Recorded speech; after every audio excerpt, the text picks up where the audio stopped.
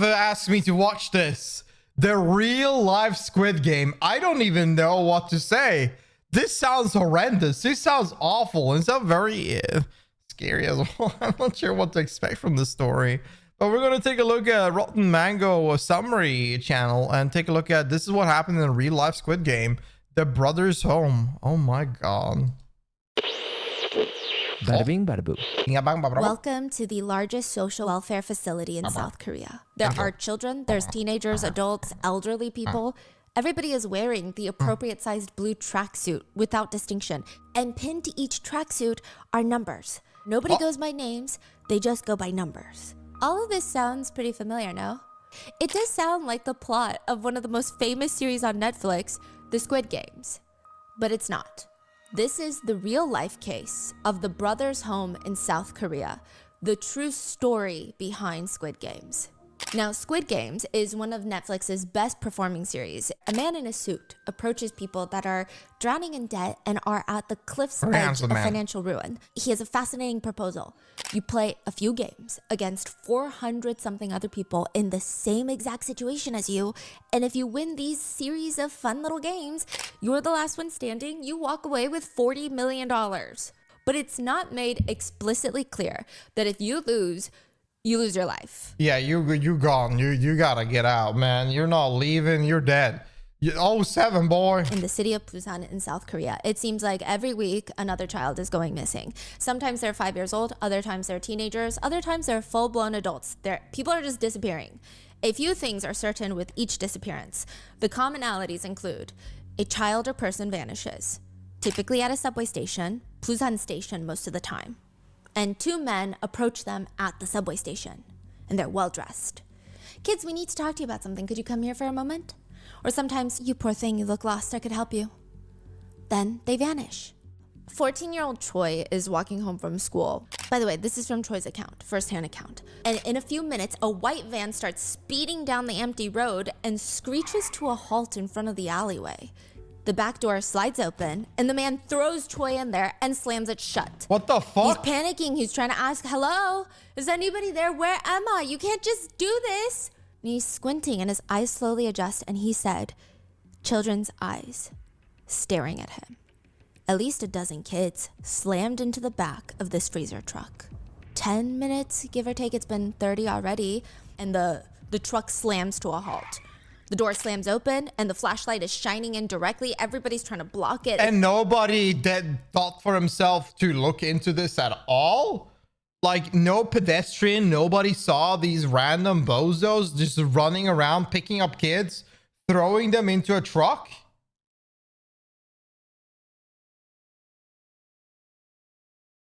Like this scenario, this could never happen in most places in America or Europe. Like, how does this happen in Korea? When did this happen? It's nighttime I need a outside. date. They're This so is confused. crazy. And there's a handful of men holding large wooden clubs. They're reminiscent of baseball bats, but they're not. What the? They're more primitive. They look more painful. There's little spots of red on them, like blood. It's like human trafficking. It's nighttime, It does. But they know that they're in the middle of the woods. There's trees everywhere. And they're standing in this massive structure, a compound. Probably an area which isn't very visible. That might be the case. Maybe some like urinate, like a little bit odd areas that just people don't really take a look at that often. And maybe a little more ghetto area or something like that. Just doesn't have a lot of attraction. It was in the 80s? 80s. Oh, I can see how this, yeah, of course. I mean, there's rows and rows of cement buildings, all uniform, uninviting. The walls around this place, around the buildings even, are 30 feet tall. And on top of that, there's guards with wooden stakes posted around the perimeter of this place. They don't even know what's happened when they're all dragged to the center and their hair is just getting chopped off.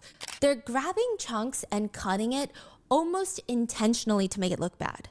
Once the kids' hair look like they've been run through a cheese grater. Damn, they aren't a lot of kids. Oh make my it look God. bad. Once the kids' hair look like they've been run through a cheese grater, they make the kids stand at attention. Stand up, back straight, look here. And there's a bright flash. They're taking pictures, just like in Squid Games. Each person that enters takes a picture that looks more like a mugshot. So this place has about 3,500 plus people at any given time. That's not including the people that die there. But there's about 1,000 children. So these are minors. Some of them are as young as 4. Most of them are teenagers. I would say 12, 13 seems to be the age that they get taken in. Some are 5, some are 7. And then you have a lot of young adults, 20s and 30s, and then a small portion of elderly people. Once a head count is done in the room, all the kids are ushered into the big field, the courtyard in the center of all the buildings, and another head count is done. You have to march in sync to this one building called the washroom. What the fuck? In the washroom, you get 3 seconds of water. Your face wash, salt. Your toothpaste, salt. You scrub the salt all over your skin and you use your index finger to rub your teeth and are they trying to dehydrate them? What are they doing with them? gums with salt, and then they will only turn on the water for 3 seconds per group. They're not allowed to talk to one another. Otherwise, the so-called platoon leader, the guard, will walk in, grab that wooden stick, and slam it down on someone's head. And it's very clear. Just if you all run at him and hit him in the balls, take the bat and beat him up. I feel like they're not over. I feel like the amount of guards are not enough to overpower the amount of people in there. But they're definitely completely draining them out of strength and vitamins, which makes it harder for resistance. This sounds just like pure torture, and I'm very interested to see what's the point here? What are they doing? What are they trying to do here with all these people? Clear why nobody stops them. Because if you look at anybody in a blue suit, all of them have pestering wounds everywhere. So it's very clear to them, hey, if I try to stop you from getting beat, nothing changes. The only thing that changes is that instead of you getting beat, we'll both get beat. That's it. That's the way of life in this compound. Every day, the guards will ask the terrified tracksuit wearers something along the lines of, okay, now do you want to play a game? Squid Games. The premise of the show is everyone in the game will participate in 6 different games over 6 days. The games in the brothers' home are just as intense, and I would say just as high stakes, if not more so than Squid Games. The guards, they instruct the children and others at the compound, all 3,500 of them. The rules of the game are simple. Don't get up and don't fall. And if you do, you get beat and possibly die. They'll stand and gather everybody in the bunk rooms and scream, Hiroshima. Every single person in that cramped warehouse-like room is going to stand up, climb to the top bunk, and hang themselves upside down with their legs hooked over the side of the top bunk. Now hold the pose. Others would collapse because they're faint. Holding a pose like that would make all the blood flow into your head.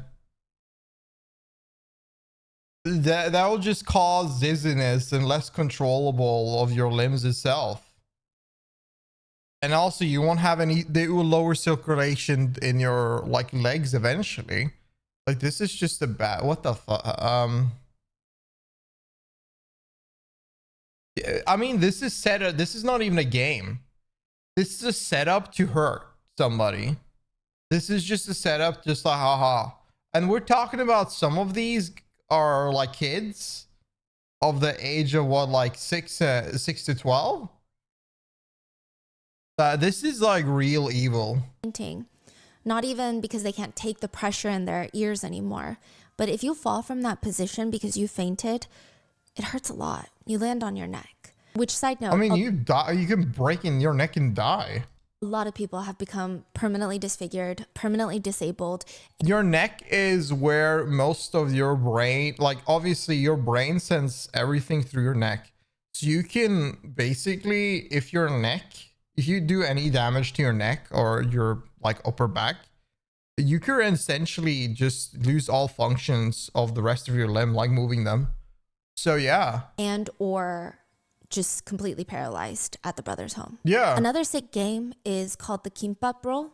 It's a rice roll or blanket rolling, which sounds like it would be the easier of the so-called punishment games, but it's not.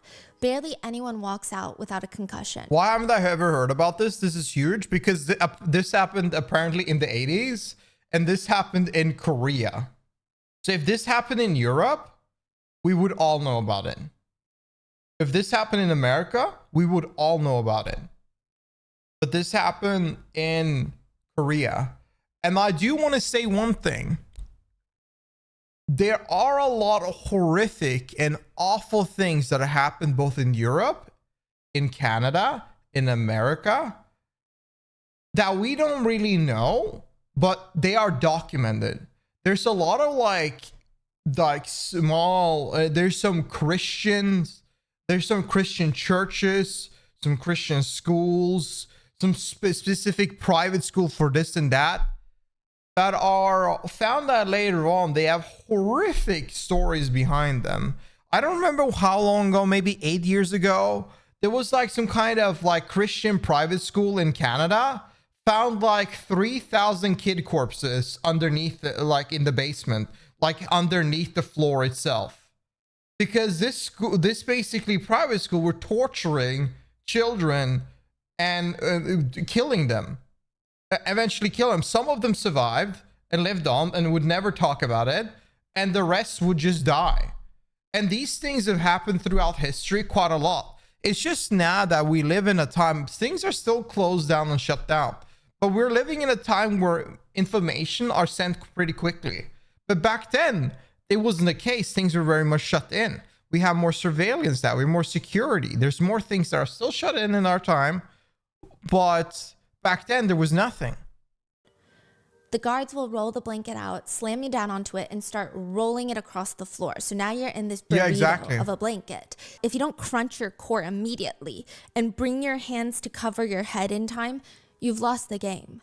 Because the second the blanket rolls, they start kicking you. Like, and we're talking about inhumane things. Let's not forget that a freaking Italian priest made a book that ended up hunting women for hundreds of years just for some bullshit. Like, our the story of human, there are so many horrific and awful things throughout the whole thing. Yep, the witch hunt and the dark. Yeah, I've recently, not recently, but a few weeks ago, I looked into that book, and that is insane. It's actually insane. And the dude made everything up. Obviously, he made everything up, but he just made everything up with another guy. Eating you, stomping you. They say they kick you like they're kicking soccer balls at the World Cup, but it's just your head. And cavalry. Cavalry is one of the worst games. It's more of a battle than anything. They get 2 blue tracksuit wearing people, sometimes from the same platoon, same room. They're forced to fist fight each other until one of them is on the brink of death. The game does not end until at least one child has a broken nose, a few broken missing teeth, and or a concussion. Then there's another one called motor vehicle. And it's just you standing in front of a guard and they say, motor vehicle, and they'll shout, left indicator. Like turn on your left signal. But you don't really do anything because it's not really a game. They just whack your left eye with a wooden bat until it's swollen. What the fuck Sometimes is this? the games are less creative. They'll put wooden sticks, soak them in salt water, and hit the back of people's calves or the soles of their feet. One survivor says, once one of the guards hit me so hard he broke my 2 front teeth. And you know what they said? 또 난다. 뽑으면 된다. They grabbed a string and pulled out the rest of his remaining teeth one by one. And I guess these were his adult teeth, but he does not have a single tooth to this day. He doesn't have any teeth. 이빨이 하나도 없어요. This was all crazy. part of the games in the compound called Brothers Home. If someone has a cut, an open cut, their solution, because they have a medical wing, a building, you go there and they rub salt on you. A disinfectant, they say. The survivor said the guards would just rub salt all over us, roughly, which made all the wounds so much worse. One of the worst incidents a survivor witnessed was one man, well, other than death, was one man got caught on a wire in the field and his stomach had split open. Oh my God. His intestines were pooling out. Do you know what they did? This is the survivor asking us. They brought the salt. They rubbed salt into his open stomach. And then one day a guard walks in. You need to be really sick to be one of these guards or working here or creating this. Like, this is insane. How do you end up in a situation like this? And like, how fucking broken are you if this is your satisfaction? Like, I don't know, like for a normal guy, it's like, it's weird to think that people do this. Like, it's so insane. It's absolutely so insane. Attention! If one of you eats this, there will be no punishment games today. Why do they even do that? I think it has, first of all, I think they find satisfaction in it. And second of all, I think there's some kind of ID complex where they are pretending to be God in a way. Like they think that they have all the power. They can do anything with them. They have no feelings or any remorse for human life. They don't even care about it, which is insane. It's inhumane in the end of the day to not have any sort of compassion. And they are psychos, all of them, but it's just really disgusting to see and hear. Everyone's I just don't get squinting. What even is that? And they're looking, and he's holding up this leathery looking substance. It looks scary. One survivor says, snakeskin. It was snakeskin. You know, it's interesting because we were so hungry, we would eat centipedes. So it feels like so many moments. Nobody says anything until a little boy steps forward and his voice is so calm. Team leader, if I eat that, will there really be no group game punishments today? The guard nods. And the little boy walks up, grabs the snake skin, and lets it slide down his throat. And everybody thought, well, that makes sense. If anybody in this platoon was gonna do it, it was gonna be that kid. That's why his nickname is Cannibal. He didn't earn that nickname for eating the snake skin. He saw this baby mouse sleeping. The baby mouse was so young, the eyes weren't even open yet. And he immediately just snatched it and gulped it down. He ate the mouse. And everyone stared at him, and he just responded, it's good for the body. At night, there were a lot of things that were happening that shouldn't have even happened during war times. At night, when we were all sleeping, you could hear screams. Women screaming and being dragged away. Young boys being forcibly ripped from their bunk beds. The guards were essaying them at night. That's fucked up. You hear the so-called guards say things like, this one's pretty, and then you'll just hear someone getting dragged away screaming. And in the massive compound, they have a psych ward, which sounds like they care about the people in there enough about their mental health, but not really. I mean, you were taken into the psych ward if you could not be beaten into submission. You would be drugged 24/7 and still beaten and abused in the psych ward. Even in the psych ward, one survivor states she saw the guards every night. They would drag patients away, one patient at a time, but it'd be like 3 guards on one patient. The survivor was 10. She says, if a woman vomits, how the fuck do you do this? Like, that's insane. 10-year-old? I just knew that they would take her to the basement. The implication being she's pregnant and they forced a termination, but she didn't realize that when she was 10. Unlike Squid Games, there's no winning. There's nothing.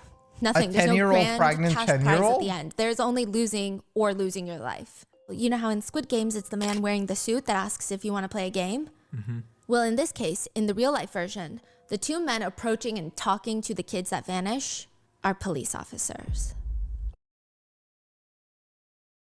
I'm telling you, man. Korea, there's so much, man, there's so much corruption here. That's why, yeah, they say you should trust the cops. But no. No. But why would police officers be kidnapping kids to bring them to a torture facility? Mm-hmm. Welcome to the Olympic Games. No, please don't tell me. 1988, the Olympic Games will be hosted in Seoul, South Korea. To show you how big of a deal this is the first time, okay, that the Olympics are going to be hosted in South Korea since the country is founded. Foreigners are coming on a mass scale for the first time. It is the perfect opportunity for Korea to show the world what South Korea is. But one thing that citizens can't really help with is the environment beautification work. That's what it's called. Anything that doesn't look good for foreign guests, clean it all up, including the people. Clean up the unsightly humans. But this has been the trend during the Olympics. Most cities find ways to, quote, dispose of their unhoused population. It's not just Paris. Atlanta, Moscow, LA in the 80s, they're all the same. Recently in 2024, Paris hosted the Olympics, and there were news reports that Parisian officials were going around Paris and clearing out the encampments. They were sending them 250 miles away to a neighboring town to make sure that all the foreign tourists. Are you telling me they tortured and killed children because they wanted to get rid of peasants for the Olympics? Is this the narrative we're going for? Is this what Korea decided to do? Did not see the unsightly people. Which, I mean, obviously that's not what the Parisian authorities have claimed. In fact, they deny doing that. They say, actually, we were offering people free housing, which technically they were. People were bussed out of the city 250 miles away, given temporary housing. And the second that the Olympic Games were over, the temporary housing disappeared. And now they're left wandering 250 miles away, confused. So who are these people? The government categorizes them as vagrants. The definition for vagrants is a person without a settled home or regular work who wanders from place to place, typically lives by begging. That's how they get their food and form of payment. But now the government behind closed doors is asking, well, if we want to get rid of the vagrants and we want to arrest them and take them away, how do we do that? Like, how do you know if someone is a vagrant? Well, let's just change the definition. The new qualifications of vagrant include drinking in public. Matter of fact, anyone who looks like they've gone several days without shaving their beard, they look unkept, vagrant. Do you see why the haircuts are important now? Oh my god, they want to make them look more unkept. Yes. Wow. The biggest one, sleeping at subway or train stations or on the train, on public transit. In fact, if anyone watches TV at a train station or a bus terminal, count them in as a vagrant. That's crazy. Who's making these rules? The dictator at the time. So the government set up this incentive, a reward system. Each police officer gets points for each person that they bring in as a vagrant. And now there's incentive to bring people in. But again, you can't just round everyone up in the crowd and bring them in because you want bonuses, okay? They need to bring in people that won't cause trouble. They have to bring in people that won't be missed, or even if they are missed, guess what? Their loved ones have no power. What are they gonna do? Complain to the police about it? We are the police. Yeah, they'd probably just bring them in as well. Like, that's the problem with a corrupt like country like that. The justice system is against you, so there's no justice to be done because they're not serving justice. It's all corruption. So, I knew it was a state mandate. I mean, I kind of said it at the beginning. I didn't really, but like, there's no way this can happen. Yeah, the 80s, there's a lot of things that are secret, but like, you heard the explanation at the beginning. 2 vans just randomly drive around town, picking up kids, throwing them into the van, and nobody sees that or reports it. And the van is filled with bunch of kids. And nobody sees that or hears it or think there's something suspicious going on. You put a van and you hear a bunch of kids screaming in New York, you bet your ass there's gonna be somebody calling that in, and somebody's gonna tell them to take a look at it. these are not disclosed to the public. No, the public. It's kind of normal in dictatorship. Till 1976, we had that in Portugal, and we had horrible stories too. Yeah, with dictators, there's definitely, I can see why that's that's the situation. I mean, I don't know about every dictator, but like I did a very big presentation in middle school about Stalin, and I can tell you right now, well, that's a dictator that really popped off. That's a horrific story in that regard. And if anybody sets an example of him, I don't expect there to be a good story for anybody living in the country. Public, they think vagrants are like the pickpocketers, criminals. They think that the government is going to rehabilitate these people and provide help. More or less, the citizens, because of ignorance, they think it's okay. And those people who don't think it's okay, they have no power. And the police are just bringing people in. Inside the giant compound, in the brother's home, in the very back, away from the stench of dead. By the way, this sounds weird now because she's probably removed some audio using YouTube and has fixed the audio, so it sounds a little bit odd. So don't mind it. People. There's the director's office, the man who runs it, the man who makes money from the government by taking people in. The front man, if you will, the game maker. When you open the door to the office, you see, just like Squid Game, a giant vault. And it's pried open by prosecutors who finally decide to investigate. They yank open the door and they find $8 million sitting there, mostly in foreign currency. Where is all this money coming from? Who the hell is running this place? Because it's not just the government. That is it for part 1. Stay safe. Let me know your thoughts in the comments, and I will see you in the next one. So there's another part. Let's watch the other part. But yeah, that's crazy.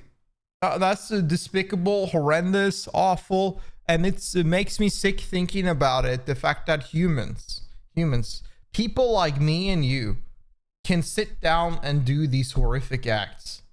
Like if you sit down and think about it, it's rough to digest. And yes, Stalin is basically inspiration of all dictators, like modern dictators. He is. He definitely is. But yeah, this is awful. You tell me down below what you think about this. I bet you're not thinking anything good about it. But feel free to share your thoughts in the comment. Like the video if you enjoyed. Sub to the channel and watch more. And yeah, I'll upload the part 2 as well. I'll see you guys around. Take care. Have a good one. And take care of yourself. Peace.